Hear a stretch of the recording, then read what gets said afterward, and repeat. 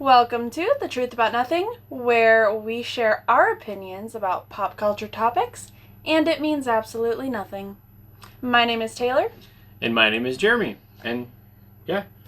This is our pilot episode, I guess you would call it. It's going to be fun. I'm excited. Yeah, we've had this idea for just probably a few months. Yeah, it's been a couple months. It's been a while. We keep putting it off. Yeah, and we just weren't ready. We finally got our room ready. Yeah. We got this cool setup, and I really like the room.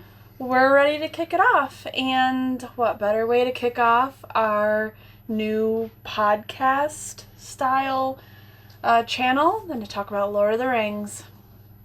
Yeah. Near and dear to my heart. Mine too. I love Lord of the Rings. So what we were going to do is we were going to kind of talk a little bit about like our favorite like Lord of the Rings movies, like The Hobbit, the trilogy. Our favorite moments, the little tidbits that we just love about it. We are also going to talk about the new films coming out, both The Hunt for Gollum and the animated movie that's about the War of the Rohirrim. So we're going to kind of... That sounds cool. That does sound really cool. And animated doesn't... Everyone's always like, oh, it's an animated movie, it's a cartoon, like you're a stupid kid, like you shouldn't watch cartoons. Like... But no, a lot of times animated movies are like really mature. And I feel like nowadays animated movies are so different than what they used to be. Like the animated Hobbit. That's scary. A really bad movie. I had a teacher. Aragorn in his like. Yeah, it was bad. My second. Hold on, I have to think. I'm an old man. Okay, I gotta think back in the history books. 4th grade teacher. She was obsessed with Tolkien. Like, she loved his stuff, so she always made every class watch The Hobbit. Every year. Smart lady. Yeah. I mean, I don't really remember it much, but it's not good enough that I want to watch it again. Gollum and, like, the other... like goblins and everything in that old like animation style really creeped me out. So I'm actually really excited for a different Lord of the Rings animated film. But before we get too much into that, let's kind of like reflect on Lord of the Rings, like as the trilogy and the Hobbit and even the Rings of Power. I really like Rings of Power. Everyone's like, it's trash. I like 80% love it and 20% I'm just like, some things were a little lazy about it. Oh, see, mine was like 70-30. Oh, so I loved it a little bit more. Yeah, a little bit more. Because I didn't really care for who Sauron was. I thought it was kind of... I've said this before. I personally think it would have been a better idea to have that character as like the Witch King. Yeah, I thought that would have been pretty cool. Like not knowing, because Sauron's always been like this big question mark. I mean, you have the Eye of Sauron in the movies and like throughout the books he's talked about, and in the Silmarillion and all of these things. Like we know so much about Sauron, but we've never had a face to him. And so I feel like it's almost like wrong to have a face to Sauron right now, and like for it to have like still been a mystery, but like okay, this is gonna be the Witch King. That would have been really cool. Like Sauron is still a little bit of a question mark, but there's some speculation there. So I don't know. It feels a little wrong to me having a face to the big bad guy, and it feels wrong. Yeah. That's my only real issue with it. My other issue is Gandalf. Now, it's not said for sure that... I don't think it's Gandalf. There's just the speculation because he said the line about when in doubt, always follow your nose. Like, that is such a Gandalf quote. Like, that's like one of his, like, memorable quotes. Yeah, and but that's what that was used. So the speculation that the man with the what are they called? They're not obviously the hobbits. They're the in the show, oh yeah, weren't they like made up? Harfoots. Harfoots, yeah, Yeah. Harfoots, yeah. That is I don't know how Gandalf, you and remember that. I really hope that it's not Gandalf. I just It's not Gandalf. it can't be. It can't It's be. not. There's no way they would be that stupid. But my favorite thing about Rings of Power was one, I loved the interaction between Elrond and the dwarves. Yeah, that Like that honestly, was so that's my cool. favorite is when they're like in the caves and like all the humor and like Yeah. they could just do a show about the dwarves and the elves. Oh, that would be cool. And I would be fine with that. Yeah. They could leave everything else out and I would watch all of it. Like that would be awesome. And like that little tidbit of the Balrog at the very end. Yeah. That's cool too. Because the Balrog is really cool. But so I loved super cool. The interaction between Elrond and the dwarves, but I also really thought it was really creative how they made Middle Earth, like Mordor, how they turned. Oh, with the volcano. That was like with all the tunnels. Like it started with the tunnels, and we didn't know like what they were using these for, and like that like old watchtower and whatever, and the dagger and everything. Like that was really creative. So when the volcano erupted, and all of a sudden you get this like ping. That's Mount Doom. That was a cool moment for me. They did a really good job of keeping it kind of like they didn't show enough of one chunk to know that that's where they were going. Yeah. Until it happened, and then you're like, oh, okay, that's Mount Doom. And like that was really good, and the fight sequences were good. And to me, like really, my biggest issue is just how how season 1 ended. Like I would have liked a little more mystery, I guess, going into season 2. And that's kind of what I might have been meaning about like having a face to Sauron finally, is like that mystery is gone. But I'm really looking forward to season 2 and where they're gonna go from there. And just I love Lord of the Rings, and I am such like an originals person. Like I don't want it to be replaced by anything. So like all of these new shows coming out, like just my hope is like they stay authentic to Tolkien and his vision and what he wanted his universe to be. But I think they will. Yeah. I think they will. Yeah. Peter Jackson's doing it, so yeah. I think it'll be so. Whoa. Just. What's your favorite? Oh, and we are like strictly extended edition only. So if you come in here with your theatrical release, then you're missing sorry, so much. You gotta watch the extended version before you're Not allowed. only the extended version, but the appendices. Yeah, every appendices. Like, we probably watched so much like depth to the movies and how it was made, and just you grow that much closer to the films and like how the characters, like how the actors interact with each other. It's a feel good. Just I love the extent. Actually, the fellow, man, I have like the hiccups. The Fellowship of the Ring, like I didn't watch the extended edition until we got married. Yeah, that and it kind of confused me mind. Because we were watching it one night, and I was like, where'd this scene come from? I have no memory of this. Like, but the other two I had seen before. I just don't know why I'd never watched, which is weird because The Fellowship, honestly, is probably my favorite. I love, like, just the introduction to the new like the actors, and then like just seeing them build their relationships, and then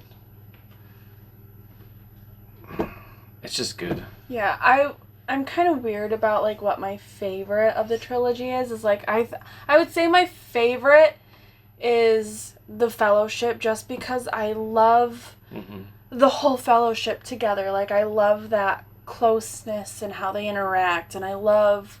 I might be like in the minority here, but I love Boromir. Like, I think he's great. He was so misunderstood, and he's got so much more depth in the books. Yeah, he is a lot. Well, it's been a long time since I've read the books, so. But from what I've been told, and from what I remember, is he's a lot different. He is in the books than he is. But that's what I love about. But the movies did still do him justice. But I love, like, the Moria adventure and going into Lothlorien and just all... There's a lot of world building. There is. And it's such, like, a setting a stage movie. Mm-hmm. But, like, I would say my favorite to actually, like, watch would be the Two Towers. There's something about Helm's Deep. Helm's Deep battle is... And the old man with the arrow. In the rain. Yes. Yeah, Okay, I was like, where are you going with that? It's but just... It's... Yeah, and then, like, that fight sequence is really good. Because the rain... and then they use, like, actual props. Like, it's not animated. It actually rained, and they actually fight. Mm-hmm. And I mean, you can tell the bits and pieces that they did animate, like Gimli getting tossed and the elves and the I elves think Vigo's that strong. I think he totally tossed John Rhys Davies. It wouldn't surprise me. Like he was, or at least his stunt double. Yeah, they had a few. I know. I mean, they had his stunt double, but they also had like scaling doubles. So I guess it wouldn't be John Rhys Davies. It would be his scaling double. It'd be his double, yeah. Which I guess if it was like a small child, maybe. Then Vigo could have tossed him. That's a long way. Pretty like method. Yeah, Vigo's He was a method very actor. into it. Like, so he could have been like, no, I am not doing this scene unless I actually throw someone. Yeah. So I don't know. It could have been, but I think I would agree with that. I think that Two Towers is like the most fun to watch, but when it comes to like what you get out of the movie, I think the Fellowship is the best one because you get so much. You get Bilbo and you get the party, and then you get Gandalf, and then Gandalf leaves and Gandalf comes back. It's just light at the beginning, and I think that's what really draws you into the story is how instant you fall in love with the Shire and the hobbits and what's going on. And then all of these other things are introduced, and it just, like, the snowball effect into the Two Towers and into Return of the King.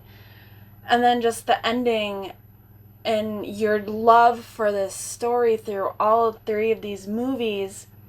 And then you get to the end where Frodo's departing with Gandalf, and it hits you. And I still have a really hard time watching that scene because it's like I'm watching it again for the first time. Like, my favorite movie is ending. Like, this, Frodo's going away. He's leaving Sam. He's leaving his friends. Done what he set out to do, and it's just... And then the Shire gets burned.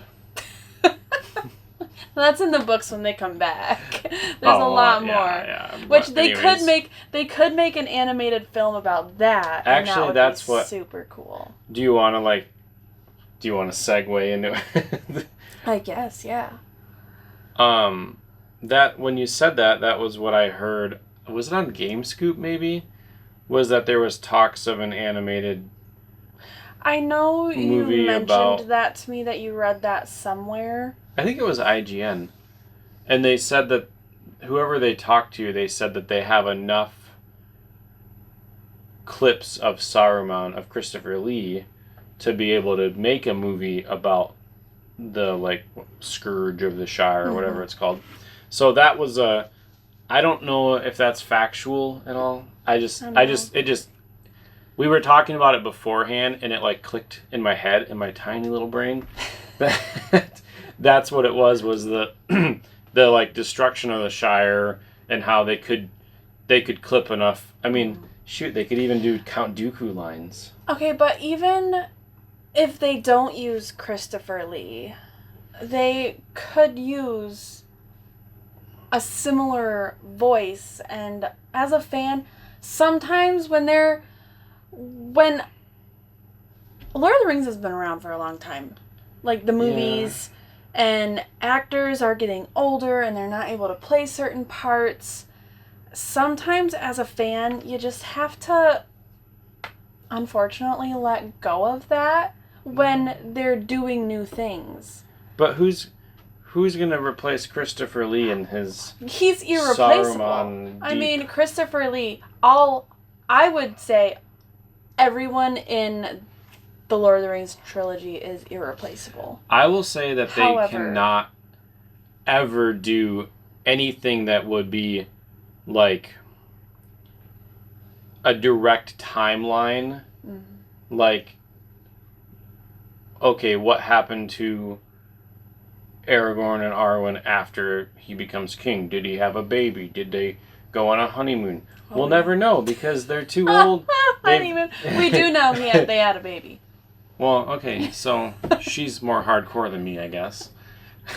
Well, it's in the movie when Arwen has the vision.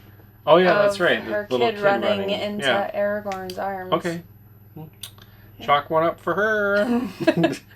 But, so I guess we can move into talking about The Hunt for Gollum. Yeah. Which I can't hear that running title without thinking of that stupid video game. The Gollum game. Gollum game. It's so bad.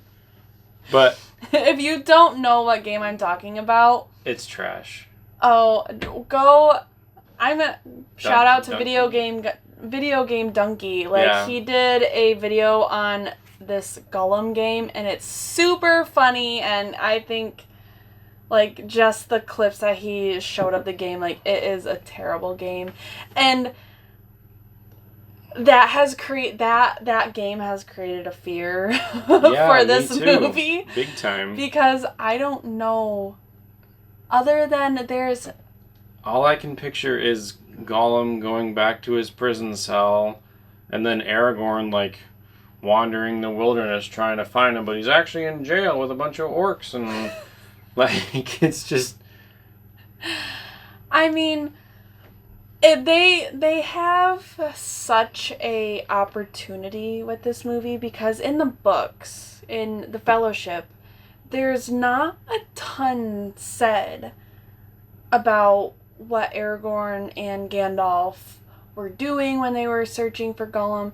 Aragorn shared it with the hobbits as they were, like, traveling to the Watchtower and Rivendell, and, like, he kind of filled them in on some things and what has happened, but there is a lot to work with there. And so I think they have a really good opportunity. And I think just the people who are behind this movie are gonna do it justice. Which is Peter Jackson is going to be producing the movie, and he's actually brought in Fran Walsh and Philippa Boyens. Yeah, I have no idea who they worked in the trilogy. I mean, Fran and Philippa helped write the script. Okay. I'm good with that. And I'm pretty sure that's correct. I could be totally wrong, but I do remember those, like, I've watched the appendices. I don't remember reading their names in the end credits, though. Whatever. Oh my goodness. No, I just remember clips of Philippa talking in the appendices, talking about writing the script and all these. So, like, just those three alone working on this movie, that's a lot of potential there. But Andy Serkis is going to be directing it and starring as Gollum. I was going to say, if there's someone that knows about Yeah. hunting for Gollum, it's Gollum.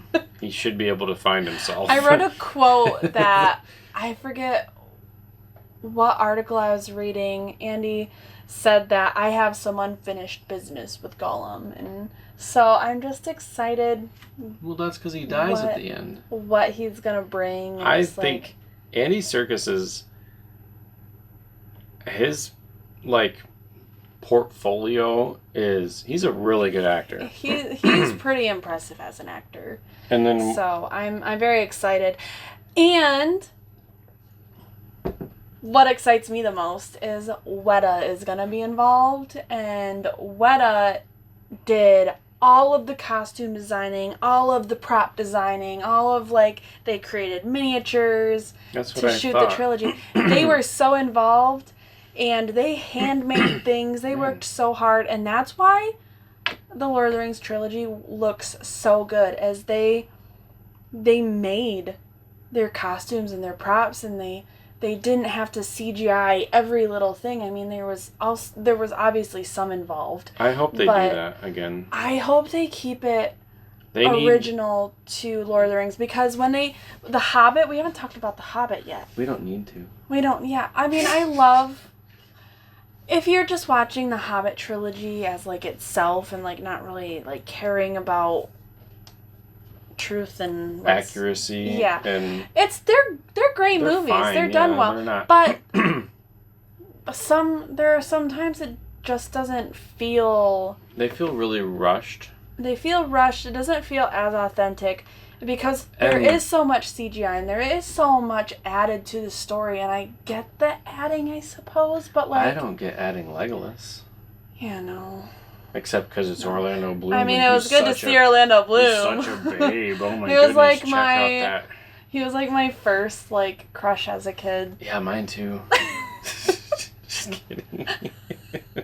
I had this giant poster of him on my wall. Every girl had a poster. Legolas. Of Orlando Bloom. Yeah. Some girls probably still do have posters of Orlando Bloom. Maybe I have one hidden. Probably. It's probably I look at it. Back of I the look at it doors all the time. Wow, thanks. It's the beard. But no, I'm excited for Weta being involved, and I just hope that they film it in the same way and they care for the movie the same way as they did the original trilogy. And I don't think that. Well, first of all, the timeline, 2026, is a long ways away. And I also don't see Peter Jackson coming back to do something Lord of the Rings without the intentions of kind of redeeming himself. I don't know if he necessarily needs to redeem himself. Yeah, but I know I've read stuff before that they didn't necessarily want to use all the CGI, but they just had timelines and stuff. Yeah.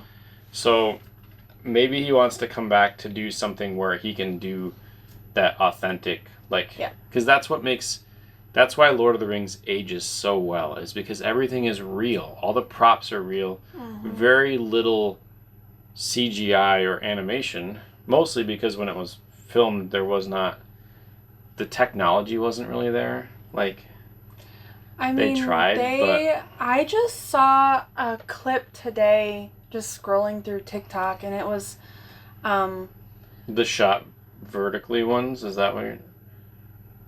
Oh, I keep seeing them pop up where it's Lord of the Rings, but it's shot vertically, so there's a bunch of extra. Oh, no. And it's really It pretty. was how they shot when Denethor is trying to burn Faramir alive, and Gandalf bursts in, and Shadowfax knocks Denethor into the fire, and they were saying there is no way that a horse is gonna go near fire. So how they did it was they put on the table where the pyre was and everything, they put mirrors behind the wood, and they created a fire to make it look away, and the fire reflected in the mirrors. So the fire, and they said that they used those shots, they didn't really do much to what they shot is the flames that you see with on that pyre with Faramir and Pippin leaping in and Shadowfax and everything, those are just reflections of a fire. How they shot, and that's what I'm saying, how they shot the Lord of the Rings, and watching the appendices, and how they did the scaling, and it's amazing. And I hope they put that much care into this, because it's got so much potential. But I think we should talk about actors that might reappear in So their are these, roles. like, have they, like, made comments? Like, I know Vigo has made comments, but, like, I don't really see Ian coming back as Gandalf. That is a hard one for me. He is very old. He's getting up there, and even And that's not in a slam. It's just when he played Cogsworth in the live action Beauty and the Beast, and at the end when they all transform back into human, and just seeing just how old he's getting, and like it's sad. it makes me like almost scared for him to play Gandalf. But I mean, I would love it. No one can play Gandalf like Ian, but it would be cool to see Vigo again. But he actually did say, I saw it was an interview with GQ, and Vigo said that he's open to reprising his role, but only if he's like the right fit for it, only if they do his character justice. And then he said they need to crucially take his age into account. Yeah, I think honestly that's going to be the hardest thing, especially because this is like before Lord of the Rings, or like this is all before, like this is between the time Gandalf leaves Frodo in the Shire knowing that he has the ring to when Aragorn meets them in Bree. That's the timeline. So yeah, all of these actors have aged significantly. It's been 24 years or whatever. Like, what I just see that Vigo is now the same age that Ian was when he played Gandalf. Yeah. So Ian is Gandalf. Like, yeah. So the age is going to be really hard. It'll be interesting to see how they navigate that, if they do want to bring anybody back. Yeah. The ones that I would say they could bring back, because they clearly don't age, is Cate Blanchett. I think Cate Blanchett would be really cool to bring back, because everyone loves to see Galadriel. And she doesn't age. She ages very slowly. So I feel like age wouldn't be that big of a deal. And I think just the interaction, everyone loves the interaction between Gandalf and Galadriel. Yeah, and I think it would be fun. But another fun one that they could include, maybe somehow, is Lee Pace as Thranduil. Yeah, because nobody remembers him. Whatever. So there are a lot of people who remember him. People will be like, yeah, he looks the same. That's an unexplored character, really. Yeah. Like, we've only ever seen him in The Hobbit, but only very few, like, I don't even remember. He didn't get a ton of screen time. He wasn't memorable. He was... All I remember is Orlando Bloom. Oh my goodness. No, he was riding the big, like, elk. Like, he's like the...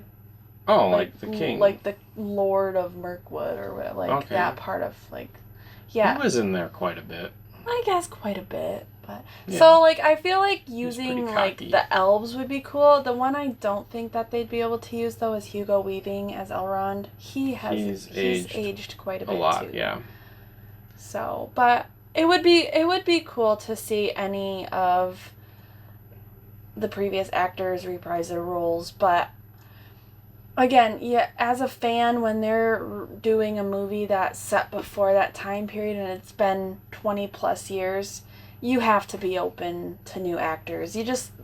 I think what they might run into with a lot of these actors is that they're like hardcore actors, and like Andy Serkis, they completely change his face and they make him look like a completely different character. So they could do the similar thing like they did with Princess Leia in Rogue One. Is it? Yeah, at the end of Rogue One, when they show her and they CGI'd her face. But I don't see Ian McKellen doing that. He's too old school. Like, he's not gonna... And Gandalf and Aragorn are going to be, like, the focal point characters of this movie. Which would be hard. Along with Gollum, obviously. Yeah. But it'd be hard to make a film where your main character has aged 24 years and normal people years, and then have to constantly overlay the face with animation. Yeah. So, all right, we are kind of running out of time, but before we end, I want to talk about the animated film again and just kind of speculations on that. And it's, from what I read, it's set to come out on December 13th. I have no idea how true that is. I mean, I'm excited. I would go watch it. Like, I don't even care if it's animated. Yeah, It's I'll go watch it. The Rohirrim, I think they get a decent amount of, well, they actually don't get a decent amount of screen time because they get banished to wherever they go, and then they come back with Gandalf. I haven't even read, like, a lot of articles, like, what the movie is going to be about. What I would hope it is about is, like, young Aragorn, like, fighting with Theoden's father. Yeah. And, like, how that's mentioned by Eowyn when she made that nasty soup. Yeah, they discussed. Like, there's like, that little tidbit like in there. That would be really cool. But it's going to be 200 years before The Hobbit. That's when it's set. So, no, that wouldn't work then. Because 200 years, Aragorn is only 87. So, duh, that would not work. Yeah, he can't. He's not even born yet. So, yeah, nope. So that wouldn't work. Well, there goes my theory right out the theory. window. Right out the window. See you later, theory. That was that was stupid. That was a stupid theory. Wishful thinking. People are probably watching it like, hello, and you call yourself a Lord of the Rings fan? Right? No, I'm just kidding. Yeah, I don't know, 200, I mean, there's not a lot of info about it, so, I mean, they could, who knows what they could end up doing with it. Yeah, I I'm just excited for anything Lord of the Rings, and yeah, that's what I was gonna say. Is I'm excited that there's new stuff coming out because like when the first trilogy, like when the originals came out, I was a wee lad. I would have been like 11, 12, 13, depending on which one. So I didn't really, and I had very strict rules, as you know. So I was not, I only knew what Lord of the Rings was because I had a homeschool friend that was a super fan. Mm-hmm. And I wanted to watch them so bad, and I didn't get to. And I'm just excited to actually see something Lord of the Rings in theater. Yeah. Like, that's what I'm excited for, is the big screen. Yeah. Because I don't get to go to the special premiere of Return of the King that comes back to theater. Yeah, I got to go see... Because I'm a peasant and I had to work. Return of the King in theater, this last Christmas? It was our first Christmas back, I think. Yeah. Yeah. So that was super exciting, and that was just a lot of fun, and he had to miss it because he couldn't get work off, But I got to go see The Phantom Menace in theater, and cool. that has that's not a Lord of the... We can't even bring up Star Wars because it's not Lord of the Rings. And we're talking about Lord of the Rings. But yeah, I'm excited. Like, I'm excited to see what they do, and I think that they will do a good job with it. Like, I don't think it's going to be a mishmash of...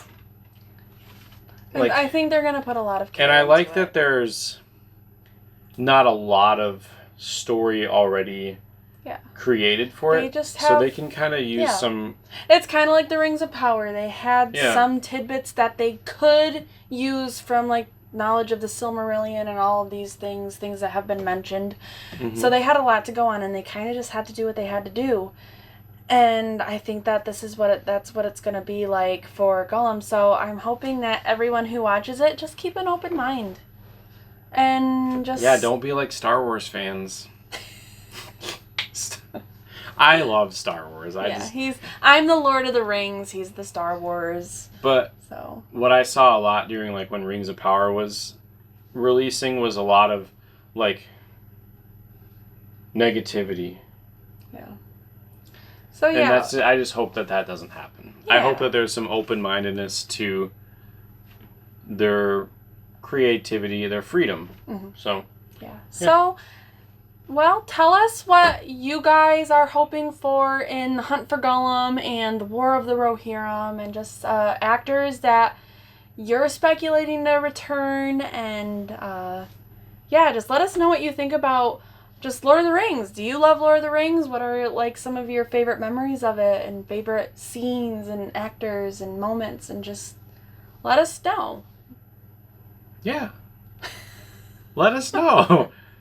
Anyways, it's not going to be like the same theme every week, so we're going to mix it up. So yeah. Next week is going to be, we'll give you a little sneak peek. It's going to be like video game related. So yeah, should we tell them what video game it is? You can get them excited. Mm. That was a pun. Oh well. Well, it wasn't a pun, but it's going to be Animal Well, yeah. which is a Blinky or Donkey or. Big Mode helped produce it, but I'd have to look up all of the information. Well, that's fine. We'll do that. Yeah. That'll be next week. So that'll be next week. We're going to be talking about Animal Well. If you don't know what it is, go check it out. Play it. It's a cute little game. We'll talk about it next week. Yeah.